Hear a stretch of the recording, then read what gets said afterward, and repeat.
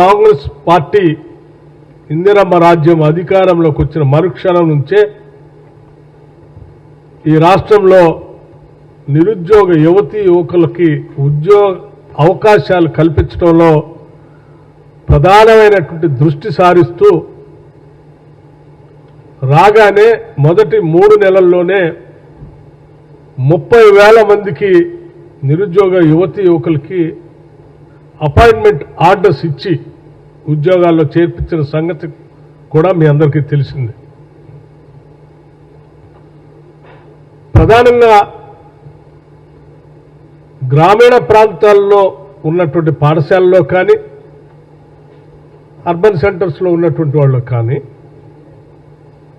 చదువుకుంటున్నటువంటి విద్యార్థులకు సరైనటువంటి ఉద్యోగస్తుల సంఖ్య లేకపోవటం వల్ల ఆ పేద మధ్యతరగతి కుటుంబాలకు సంబంధించిన పిల్లలు చదువుకుంటున్నటువంటి ప్రభుత్వ పాఠశాలలో పడుతున్నటువంటి ఇబ్బందిని కూడా గమనంలోకి తీసుకొని విద్యా వ్యవస్థ మీద బాగా దృష్టి సారించాలనేటువంటి ఆలోచనతో అటు పేద విద్యార్థులు చదువుకున్నటువంటి పాఠశాలకు సంబంధించిన టీచింగ్ స్టాఫ్ను పెంచడం ఒకవైపు, అలాగే రాష్ట్రంలో ఒక దశాబ్ద కాలం పైబడి ఉద్యోగాల కోసం ఎదురు చూస్తున్నటువంటి నిరుద్యోగ యువతీ యువకులకు అవకాశం కల్పించాలనేటువంటి ఉద్దేశం ఇంకొక వైపు. ఈ రెండింటిని దృష్టిలో పెట్టుకొని వెంటనే ఇప్పటికే ఆలస్యమైంది 10 ఏళ్లు పాలనలో ఉన్నటువంటి టీఆర్ఎస్ ప్రభుత్వం డిఎస్సిని నిర్వహించలేదు, గ్రూప్ 1 పరీక్షలు నిర్వహించలేదు, గాలికి వదిలేసినటువంటి తెచ్చుకున్న రాష్ట్రంలో వాళ్ళ కోసం తెచ్చుకుంటే వాళ్ళందరినీ గాలికి వదిలేస్తే మనం అలా చేయకూడదనేటువంటి ఆలోచనతోనే వెంటనే మేము చెప్పినట్టుగా పబ్లిక్ సర్వీస్ కమిషన్ ప్రక్షాళన చేసి పూర్తి స్థాయిలో ఉన్నటువంటి ప్రభుత్వ ఉద్యోగాలకు సంబంధించిన క్యాలెండర్ను డిక్లేర్ చేసే ప్రక్రియని మొదలుపెట్టిన విషయం కూడా మీ అందరికీ తెలిసిందే. అలాగే వివిధ ఇతర రిక్రూట్మెంట్స్ సంబంధించినటువంటి వ్యవస్థల ద్వారా కూడా సాధ్యమైనంత వరకు ఆ రిక్రూట్మెంట్లన్నీ పూర్తి చేయాలనేటువంటి సంకల్పంతోనే ముందుకు పోతా ఉన్నాం. ఎన్నికలకు ముందు ఇచ్చినటువంటి డిఎస్సి నోటిఫికేషన్ దగ్గర నుంచే ప్రిపేర్ అవుతూ ఉన్నారు కొన్ని నెలలుగా.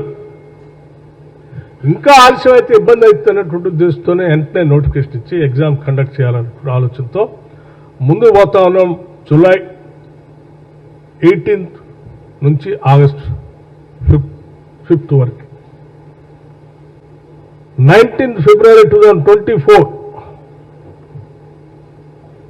గ్రూప్ 1కి నోటిఫికేషన్ ఇష్యూ చేశాం. దాదాపు 563 పోస్టులకి గ్రూప్ 1 నోటిఫికేషన్ ఇష్యూ చేశాం. 4,03,645 క్యాండిడేట్లు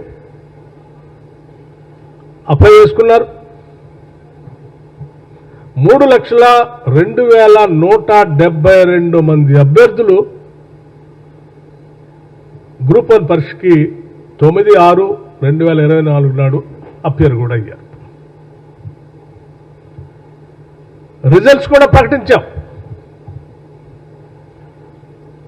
7/7/2024 31,382 మంది అభ్యర్థులు ప్రొవిజనల్గా మెయిన్స్ గ్రూప్ 1 మెయిన్స్కి ఎలిజిబిలిటీ అయ్యేటట్టుగా ఎగ్జామ్స్ కూడా కండక్ట్ చేసి ప్రకటన కూడా చేశాం. మెయిన్స్ అంటే దాదాపు 7 పేపర్లు ఉన్నాయి. దానికి సంబంధించిన డేట్స్ కూడా మేము అనౌన్స్ చేశాం. 21/10/2024 నుంచి 27/10/2024 వరకు 7 పేపర్లతో కూడినటువంటి గ్రూప్ 1 మెయిన్స్ పరీక్ష కండక్ట్ చేయడానికి కూడా డేట్స్ ఇచ్చేసాం. అట్లాగే మీ అందరూ తెలిసిందే గ్రూప్ 2 సరే గ్రూప్ 1 ఎట్లా వాళ్ళు చేయలేకపోయారు. గ్రూప్ 2 చేశారు నోటిఫికేషన్ చేసేవాళ్ళు పరీక్షలు కండక్ట్ చేశారంటే లేదు 3 సార్లు పోస్ట్పోన్ చేశారు. అది చేయలే. ఇప్పుడు 3 సార్లు పోస్ట్పోన్ చేశారు. మేము ఇటువంటి తప్పుడు పనులు చేయడానికి వీలు లేదనే ఆలోచనతో విద్యార్థులు ఎదురు చూస్తున్నారని వెంటనే గ్రూప్ 2 నోటిఫికేషన్ కూడా 5,51,943 మంది అప్లై చేసుకుంటే 3 సార్లు పోస్ట్పోన్ చేశారు. అటువంటి దాన్ని మేము మళ్ళీ టేకప్ చేసి క్యాన్సిల్ చేసి రీషెడ్యూల్ చేసి 7/8/2024 నుండి 8/8/2024 వరకు ఈ గ్రూప్ 2 ఎగ్జామ్స్ కండక్ట్ చేయడం కోసం నోటిఫికేషన్ కూడా ఇచ్చాం. దీనికి సంబంధించి 2 పేపర్లు ఒకరోజు, 2 పేపర్లు ఇంకొక రోజు కండక్ట్ చేసేటట్టుగా నోటిఫికేషన్ కూడా ఇచ్చేసాం. ఈ రాష్ట్రం తెచ్చుకున్నదే ప్రధానంగా ఉద్యోగాల కోసం. నిరుద్యోగ యువతీ యువకులు తెలంగాణ రాష్ట్రంలో కొన్ని దశాబ్దాలుగా ప్రత్యేక రాష్ట్రం ఏర్పడితే మన ఉద్యోగాలు మనకే వస్తాయని, తద్వారా జీవితాల్లో స్థిరపడి కుటుంబ సభ్యుల్ని ఆదుకోవచ్చని, మన రాష్ట్ర పాలనను మనమే చేసుకోవచ్చనే ఆలోచనతో పెద్ద ఎత్తున పోరాటం చేశారు కూడా. అందులో అనేక మంది విద్యార్థి నాయకులు ప్రాణత్యాగాలు కూడా చేశారు. వీటన్నిటినీ గమనంలోకి తీసుకునే ఈ రాష్ట్రం సర్వతోముఖంగా అభివృద్ధి చెందాలని, ఇక్కడ వనరులు ఇక్కడే ఉపయోగపడాలని, ఇక్కడ ఉన్నటువంటి వాళ్ళందరికీ ఇక్కడ ఉద్యోగాలు త్వరితగతిన అందించాలనేటువంటి ఆలోచనతోనే కాంగ్రెస్ పార్టీ ప్రత్యేక రాష్ట్రాన్ని ఇచ్చిందన్న సంగతి ప్రత్యేకంగా నేను ఒకసారి గుర్తు చేయదలుచుకున్నాను. ఈ రాష్ట్రం తెచ్చుకున్నదే ప్రధానంగా ఉద్యోగాల కోసం.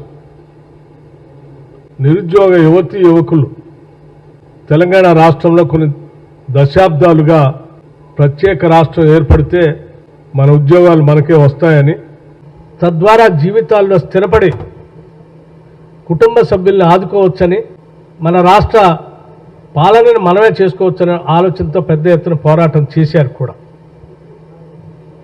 అందులో అనేక మంది విద్యార్థి నాయకులు ప్రాణత్యాగాలు కూడా చేశారు. వీటన్నిటినీ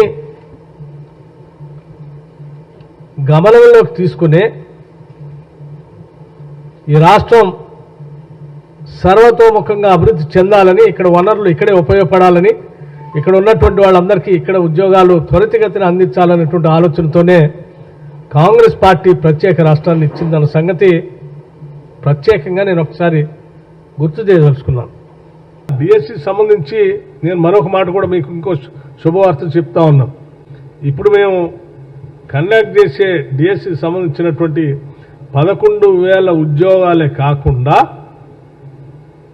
ఇంకా మేము చెప్పాము 16,000 దాకా ఖాళీగా ఉన్నాయని. ఇప్పుడు మేము అన్ని ఈ ప్రమోషన్స్ ఇవన్నీ చేసిన తర్వాత లెక్కలు వస్తూ ఉన్నాయి. ఇంకో 5 నుంచి 6,000 ఉద్యోగాలు డిఎస్సి సంబంధించి ఇంకా వస్తాయి కొద్ది రోజుల్లో. ఇంకోటి మరొకటి కూడా వస్తుంది. మీరేం కంగారు పడాల్సిన అవసరం లేదు. చదువుకున్న విద్యార్థులు అందరూ కూడా మంచిగా రాయండి. మీరు ఇదే ఆఖరిది కాదు, చివరిది కాదు. ఇంకో అవకాశం కూడా వస్తుంది. ఇంకా ఉన్నాయి ఉద్యోగాలు డిఎస్సి. ఇంకోటి కూడా కండక్ట్ చేస్తాం కొద్ది రోజుల తర్వాత. సో ఎవ్వరు ఆందోళన చెందవద్దు. దయచేసి మీరంతా మా బిడ్డలు, తెలంగాణ బిడ్డలు, మీరంతా ఉద్యోగాలు పొంది మంచిగా జీవితాల్లో స్థిరపడాలనే ఆశ, ఆలోచన మా అందరికీ ఉంది. మీరు ఇప్పటికే 11 నెలల నుంచి ఈ డిఎస్సి పరీక్ష కోసం 23లో ఇచ్చిన దానికోసం అప్పటి నుంచి తయారవుతూ ఉన్నారు. రాయండి ఈ పరీక్షను మంచి సంతోషంగా, తృప్తిగా. దీంట్లో సెలెక్ట్ అయిన వాళ్ళు అవుతారు. ఇంకా పరీక్షలు వస్తున్నాయి, వాటిలో అవుతారు. మళ్ళీ డిఎస్సి కావాలంటే మళ్ళీ కొన్ని రోజుల తర్వాత మళ్ళీ ఒక డిఎస్సి వస్తుంది. కొన్ని నెలల తర్వాత మళ్ళీ ఆ డిఎస్సి కూడా పార్టిసిపేట్ కావచ్చు. ఇప్పుడు మిస్ అయిన ఎవరైనా ఉన్నారు అనుకుంటే కూడా ఈ రాష్ట్ర ప్రజలకి, నిరుద్యోగ యువతి యువకులకి